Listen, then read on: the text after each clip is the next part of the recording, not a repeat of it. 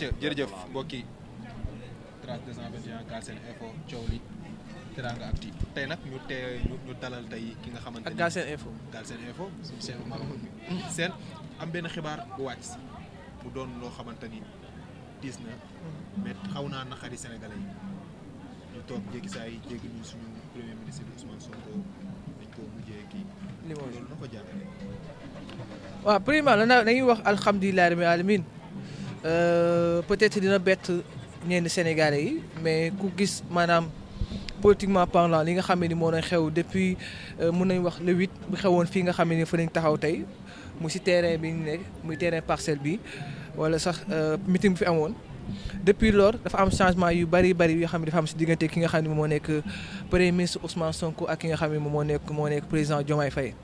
mais non nouvelle bi ñu jot tey Sénégal yi ñu bëri la naqari ñenn ñi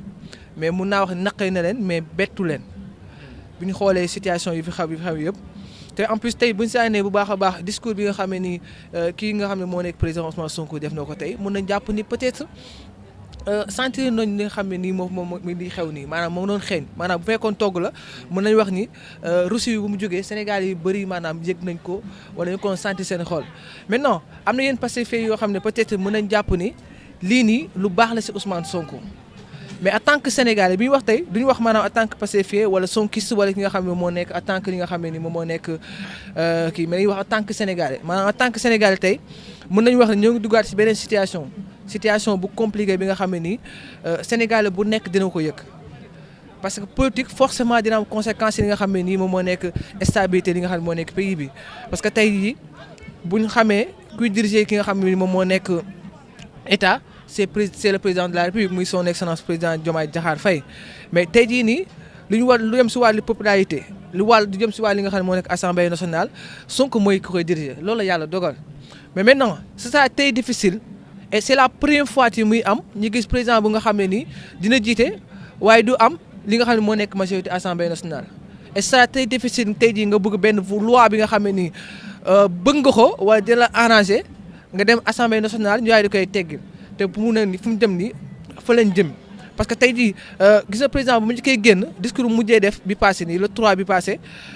wax na si lu bëree bëri bu ñu fàttalikoo moo wax naan bis bu ma demee ba ki nga xam ne moo nekk premier ministre Ousmane Sonko doyatuma dama ko fiy teg keneen et tey firndeel na ko def na ko mais fan lay yóbbu si nga xam ne moo nekk Sénégal tey. est-ce que nekkul tamit fi Sénégalais yi tolloon ay Diomaye mooy Sonko mooy Diomaye est-ce que nekkul tamit Diomaye nekkul ci wàllum liggéey moo tax mu def loolu est-ce que tamit liggéey bi laajul pour mu limoger premier ministre bi. non je crois pas que laaj na ko parce que tey jii nii moom moo fi toogoon ne yor na le meilleur premier ministre en Afrique moom la yor muy Ousmane Sonko te en plus maintenant mënu wax loolu tey mënu woon wax loolu démb tey mu daal di changer li nga xam ne moom moo fi nekk peut-être am na yeneen loo xam ne xew na ñoom ñaar seen diggante moo tax mu am wala deneen mais jàpp naa ni nekkul li nga xam ne nii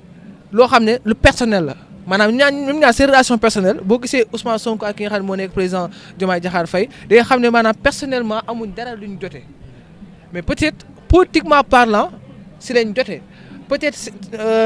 maanaam kii gisee ni ñooy wute maanaam président nu muy gisee ak ki nga xam ne moom moo nekk premier ministre Ousmane Sonko nu muy gisee du benn exemple tey si li nga xam ne moo nekk si fonds politique yi boo déggee président ni muy waxee d'accordul ak ki nga xam ne moo nekk Ousmane Sonko nu muy gisee si nga xam ne moo nekk fonds politique yi kii jàpp na ni maanaam fonds politique dafa war a leer dañ si war a maanaam teg loo xam ne ni xaalis si fu mu jógee ak fu muy dugg yëpp lañ ko war a xam président jàpp ni kat peut-être lii nii affaire sutura la lañ ko war a doxalee donc c'est ça les différences mais jàpp naa ni si question li nga xam ne moo nekk relation personnelle ñoom ñaar amuñ dara li nga xam ne nii ñoom ñaar joxe nañ si mais politiquement parlant ñoom ñaar foofu la problème bi nekkee parce que gis-gis ni ñoo wutee et pour man loolu yàgg nay am même avant ñuy nekk li nga xam ne moo nekk si gouvernement bi sax da nga dégg Sonko di wax naan Diomaye Diakhar président ki nga xam ne moo nekk Bassirou Diomaye Diakhar Faye ñoom ñaar yàgguñ di déggoo même réunion sax maanaam kii day gisee nii kii gisee na peut-être loolu moo ñëw ba xam am li nga xam ne moo nekk si li nga xam ne moo nekk si gouvernement bi. mais le premier ministre Ousmane Sonko comme côté limogé nañ ko mais un jour le président de la République Bassirou Diomaye Faye avait dit que je veux un premier ministre super fort super fort mais est-ce que réellement carrément le premier ministre Ousmane Sonko nekkul woon blocage ci le président de la République moo tax ñu limogé ko ou bien. mais lu mu waxoon daf ni dafa bëgg maanaam premier ministre bu super fort après mu teg si ne Ousmane Sonko dafa super fort loolu la woon. loolu moo taxoon opposition yi ñu bëri jàppoon ni peut-être dafa dem sax ba cëram dafa am cër yu bëri yi nga xam ne da ko jël teg ko si nga xam ne moo nekk Ousmane Sonko moom sax loolu la waxoon da woon ne président maanaam du cër yu muy jël yëpp dafa bëri lool si morom si boppam il faut que des fois mu jël yenn cër yi daal di koy jox yi nga xam ne moo nekk premier ministre ça veut dire que demoon na ba yenn possibilité wala yenn maanaam fonction yu bëri da ko jëloon yóbbu ko si nga xam ne moo nekk premier ministre maintenant tey bu demee ba maanaam gis-gis wala jàpp na ni kat kii di premier ministre maanaam liggéey bi nga xam ne sama ko doon sant defatu ko c'est ça le problème moi je me pose la question lan moo tax limogeage bi est-ce que maanaam support fort mu doon wax da ko gisatu si Ousmane Sonko wala seen gis-gis yi ñoo wute wala dafa am lu koy déranger wala sortie yi nga xam ne Ousmane Sonko moo koy def moo ko déranger parce que yooyu la mën a doon mais su fekkee jàpp naa si wàllu liggéey kese gisuma lan moo tax ñu war a limoger ki nga xam ne moo nekk Ousmane Sonko gisuma si benn faay boog parce que Sénégal jàpp naa ni à 90% wala je ne dirais pas 90% mais à 60% tey jii nii man sama gis-gis laa wax buy dox c'est grâce ak ki nga xam ne moo nekk Ousmane Sonko loolu laa jàpp loolu laa gëm peut-être yow mun nga jàpp si beneen mun nga jàpp leneen